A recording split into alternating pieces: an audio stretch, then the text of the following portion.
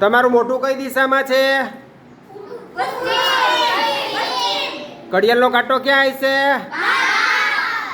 પરિભ્રમણ શૂન્ય. હવે ઘડિયાળની દિશામાં 3/4 ભાગ પરિભ્રમણ કરો. કઈ દિશા આવી? ઘડિયાળનો કાંટો કેટલા કાટખૂણા ભર્યા? 3 કાટખૂણા. 3 કાટખૂણા એટલે અંશ કેટલા થાય? 270. બરોબર. ભાગ કેટલામાં થશે? 3/4. હવે મૂળ દિશામાં આવી જાઓ. જૈસે થે. હવે ઘડિયાળની વિરુદ્ધ દિશામાં 1/4 ભાગ. કઈ દિશા આવી? કઈ દિશામાં ફેર્યા હતા? વિરુદ્ધ દિશામાં ને? ઘડિયાળનો કાંટો 9 ઉપર. પરિભ્રમણ 90.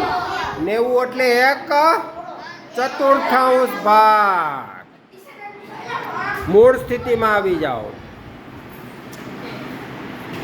હવે ઘડિયાળની વિરુદ્ધ દિશામાં 2 કાટખૂણા ફરો. કઈ દિશા આવી?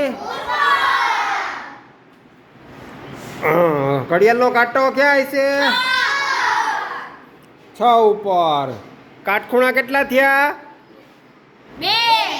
2 કાટખૂણા એટલે કેટલું થાય?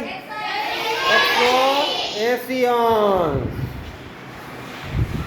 હવે આ જ દિશામાં અહીંથી નો જ ઘડિયાળના કાંટાની દિશામાં 90 અંશના ખૂણે ફરો.